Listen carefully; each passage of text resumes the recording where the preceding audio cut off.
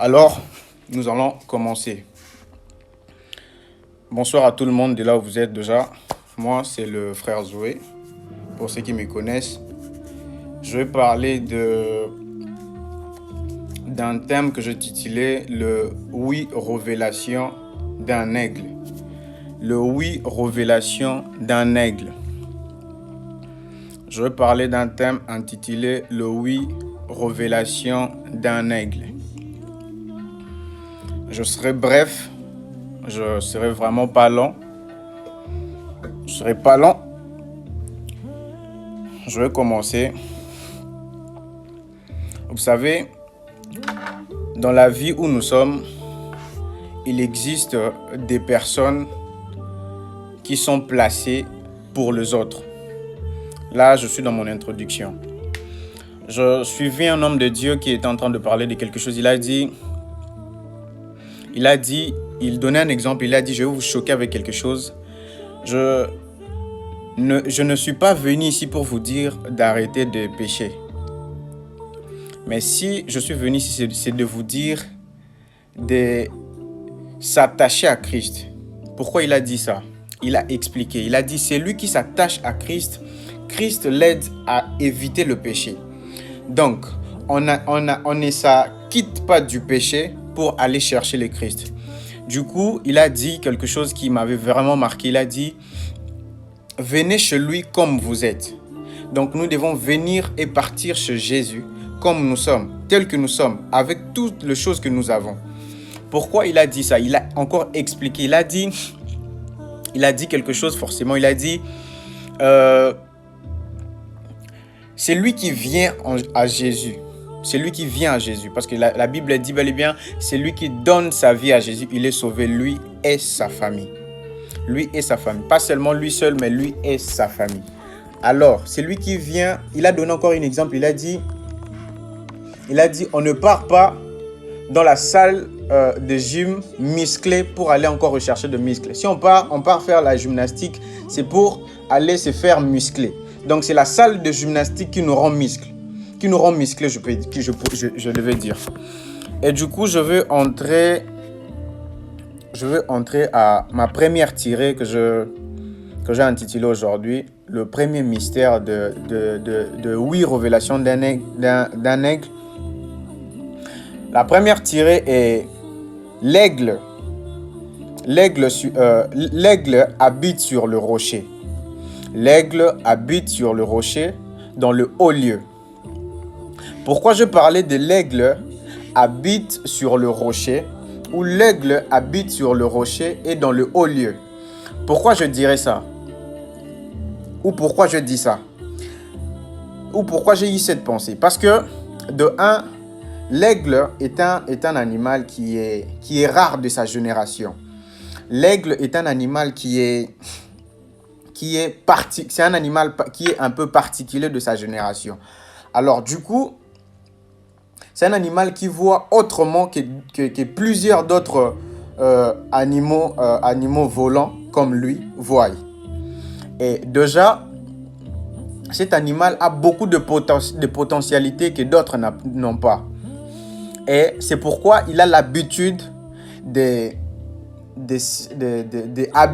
dans le lieu haut ou dans les lieux qui sont un peu élevés d'altitude. Pourquoi je dis ça encore? Parce que si je fais allusion à une personne ou à un voyant dans l'esprit, je pourrais dire ceci.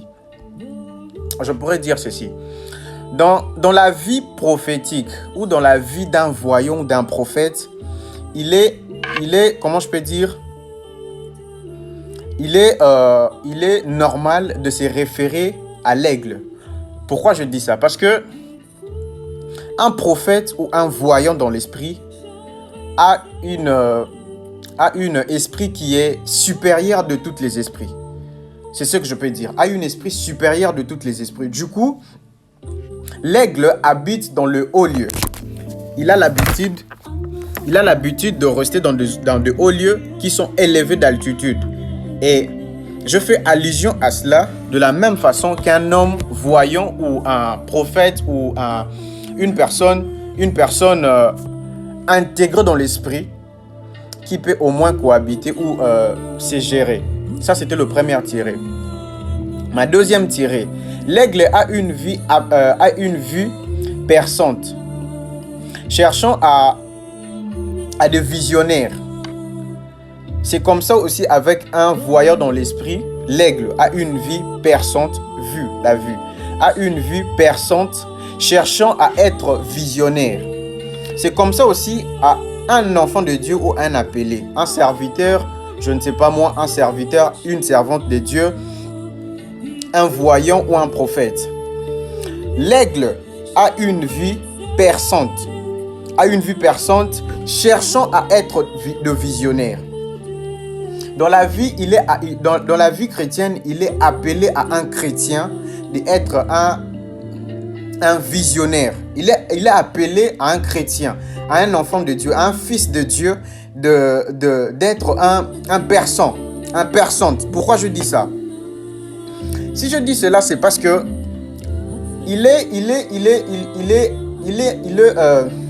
comment je peux dire? Il y a un grave problème chez les chrétiens. Il y a des chrétiens qui sont appelés enfants de Dieu, qui n'ont pas forcément la vie de Dieu. Je vais m'expliquer. Bref, être appelé à devenir enfant de Dieu, ce n'est pas une vocation. Je vais m'expliquer encore. Ce n'est pas une vocation, mais c'est une... comment je peux dire? C'est la volonté. C'est la personne en soi qui s'est dit de pouvoir ne pas quitter le monde. Parce qu'on ne quitte pas le monde, parce qu'on est déjà dans le monde. On se remet dans... Comment je peux dire? On se remet dans la vie où l'on était. Il y a une personne qui me dit... du moins, toi, tu as changé, tu es devenu chrétien. Je ne suis pas devenu chrétien. Je suis rentré à l'état initial. Donc, j'y étais déjà, mais je l'ignorais. Et du coup, je suis rentré dans l'état initial. Et une personne qui rentre à l'état initial, du coup, cette personne redevient ou cette personne a la capacité que le Christ nous a promis. Parce que dans le temps de la Bible, elle dit... C'est lui qui est devenu enfant de Dieu. Vous avez le pouvoir de devenir, de faire et d'exécuter. Comme Dieu l'a promis. Je vais entrer dans mon troisième tiré. Je serai rapide parce qu'il y a un tiré que je dois vraiment parler là-dessus qui est important. Je vais entrer dans mon quatrième tiré. Dans mon quatrième tiré, c'est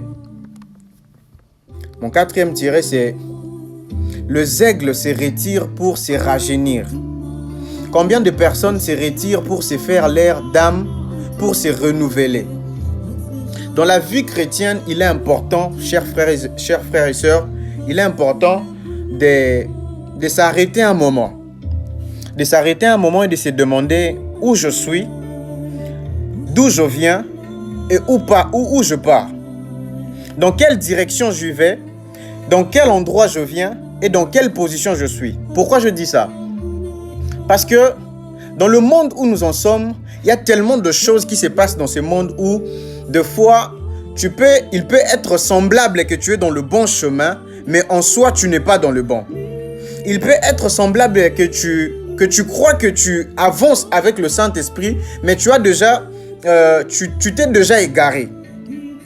Tu peux croire en soi que tu avances, tu accélères, tu es toujours dans la présence de Dieu, mais tu t'es déjà égaré. Et c'est pourquoi il est important dans la vie d'un chrétien ou dans la vie d'un servant ou d'une servante de Dieu de chercher au moins à se retirer de la foule pour se poser des questions, pour faire une introspection.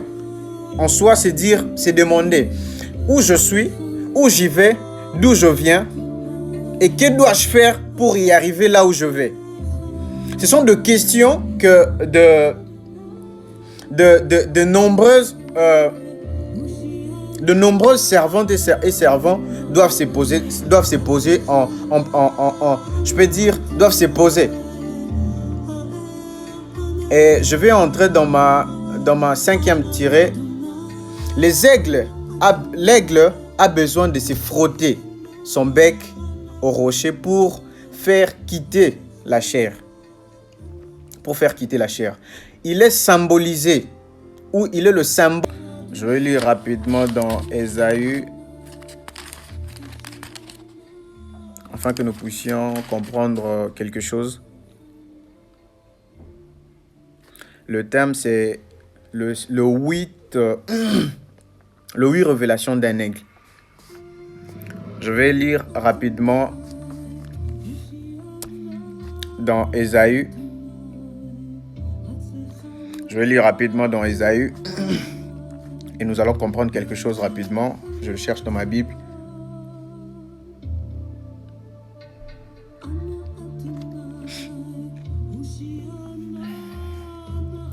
« 40-31 ». Je vais lire rapidement pour que nous puissions comprendre quelque chose. Mais ceux qui se confient en l'Éternel renouvellent leur force. Ceux qui se confient à l'Éternel renouvellent leur force. Ésaïe, le chapitre 40, le verset 31, je crois que c'est le tout dernier verset. Ceux qui se confient à l'Éternel renouvellent leur force. Ceux qui se confient à l'Éternel renouvellent leur force. Ils prennent le vol comme les aigles. Ils prennent le vol comme les aigles. Ceux qui se confient à l'Éternel renouvellent leur force. Ils prennent Ils prennent le vol comme les aigles. Ils courent. Ils ne se laissent point. Ils marchent. Et ils ne se fatiguent jamais.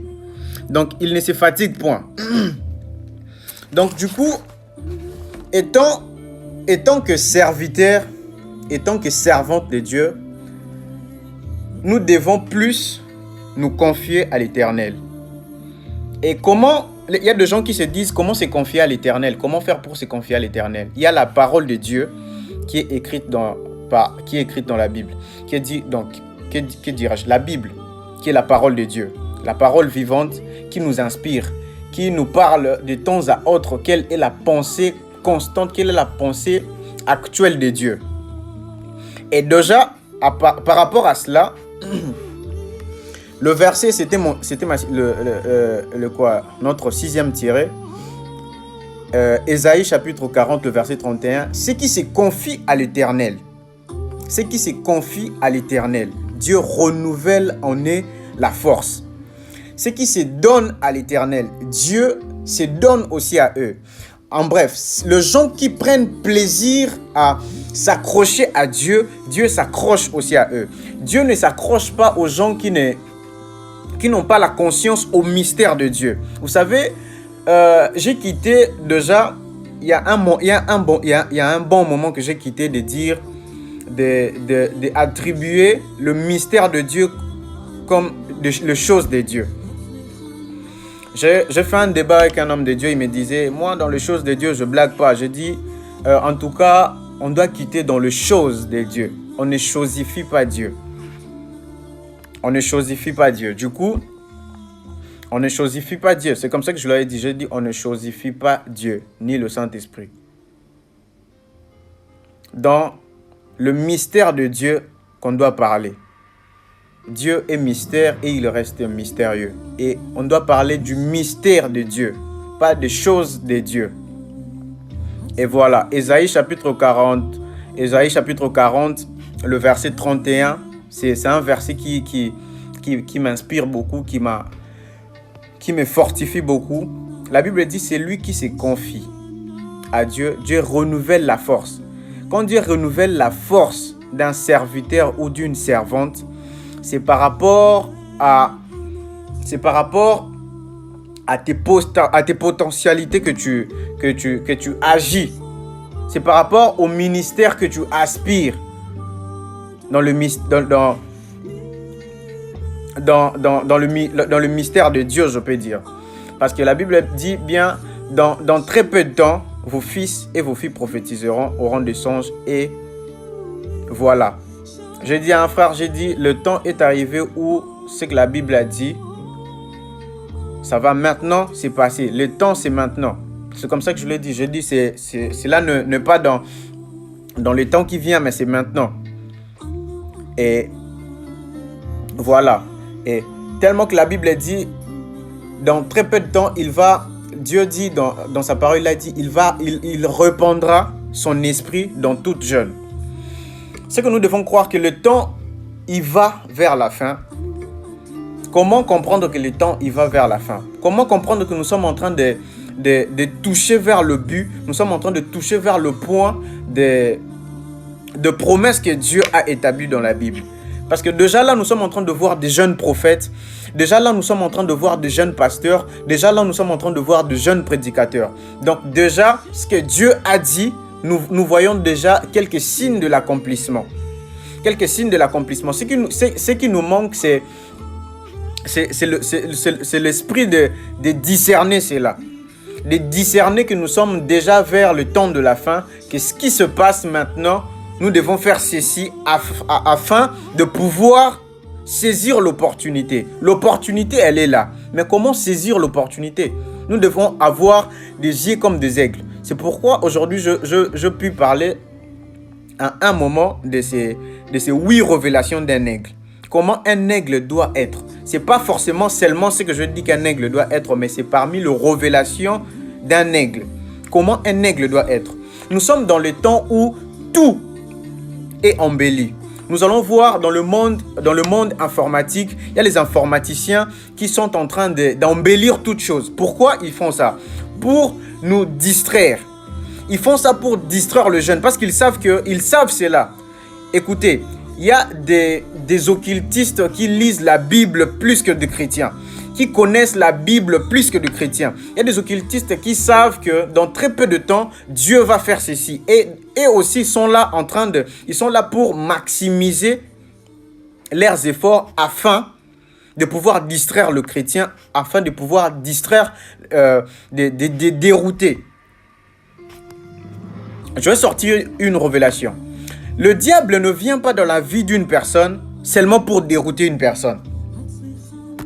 Parce que le diable n'a pas le pouvoir de dérouter une personne. Je vais me faire comprendre. Le diable ne nous déroute pas. Le diable nous égare. Le diable, il a le pouvoir d'égarer une personne. Le diable a juste le pouvoir d'égarer une personne. Je répète, le diable a juste le pouvoir d'égarer la vie d'une personne.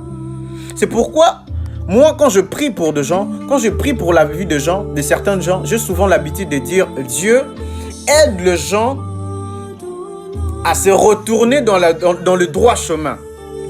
Aide les gens qui sont égarés à se retourner dans le droit chemin. Pourquoi je dis ça? Parce que le diable est là pour égarer. Le diable, pour lui, son souhait est que les gens n'avancent pas dans la spiritualité. Les gens n'accroissent pas spirituellement. Le diable, pour lui, son état ou sa volonté, son souhait est que tout le chrétien s'égare afin que le chrétien entre dans la distraction, dans de certaines distractions qui peuvent leur amener en enfer. Donc en enfer. Et du coup, étant qu'un aigle, étant qu'un aigle, c'est pourquoi j'appelle serviteur, servante de devenir un aigle. De devenir un aigle dans l'esprit. Pourquoi je dis ça? De devenir un aigle dans l'esprit. Parce que déjà, dans très peu de temps, dans très peu de temps, le monde va à sa chute. Le monde va à sa chute. Ce que nous devons faire étant que chrétiens, c'est d'avoir de discerner de choses. Ce que nous devons faire étant que chrétiens, nous devons discerner. Nous devons avoir le temps où nous nous retirons de la foule. Nous sommes tellement impliqués dans la foule que nous n'avons pas le temps de prier. Nous n'avons pas le temps de lire la Bible. Nous n'avons pas le temps de voir de quel temps nous sommes. Il est important chez un chrétien d'avoir un temps d'avoir un temps. Écoutez, prier ensemble, prier dans un groupe de prière, prier à l'église, c'est important. Mais avoir le temps de prier seul est encore plus important. Pourquoi je dis ça? Parce que prier seul, Dieu te permet de voir des choses que tu n'as pas eu le temps de voir quand tu priais ensemble avec les autres. Pourquoi je veux dire? De quoi je veux dire par là? Dieu se révèle plus en particulier entrer devant Dieu. Tu dois avoir tes propres méthodes que tu peux te montrer. Te montrer de la foule de temps à autre, de toi à réfléchir. Pourquoi ces trois choses que Dieu nous a interpellés, étant que des aigles, étant que de serviteurs et servantes? Pourquoi? Parce que ce sont des choses que beaucoup de serviteurs et de servantes ne font plus au temps présent. Ils sont là, ils voient la présence de Dieu. J'ai entendu ou j'ai suivi un homme de Dieu. C'est un homme de Dieu qui m'édifie beaucoup. Il a dit, il y a deux fois, il peut sembler être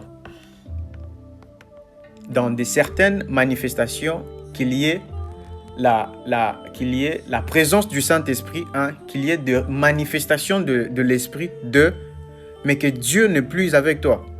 Pourquoi? Parce que l'union ou une assemblée de saints libère l'onction, libère une manifestation de l'Esprit. Je suis juste à la fin et je veux m'arrêter. Alors, de quelle race d'aigle es-tu? C'est la question qu'on nous pose à la fin. Tu es l'aigle perché? Tu es l'aigle royal ou tu es l'aigle sentinelle? De ces trois aigles. Et je vais laisser un verset que je vais laisser, que nous pouvons les lire peut-être plus tard. 1 Samuel 23. 1 Samuel chapitre 1, le verset 23. Alors, c'est ce que Dieu nous interpelle à aujourd'hui. Nous sommes là, je commencerai à passer en direct de temps à autre. Aujourd'hui, c'est peut-être ma première fois de me relancer après tous ces temps. C'est ma première fois de me relancer après tous ces temps parce que déjà, ça fait très longtemps que je suis passé en live et j'avais prévu ce jour j'avais vraiment besoin de beaucoup parler, de beaucoup développer, mais le temps et les circonstances nous rongent. Mais je crois avec le temps, nous allons encore parler d'autres choses que Dieu va nous mettre à l'esprit pour édifier encore la vie d'une personne. Je crois que la vie d'une personne a été bénie par ces courts instants que nous venons de passer à la présence de Dieu, que nous venons d'écouter la pensée de Dieu par rapport aux servants et aux servantes de l'Éternel.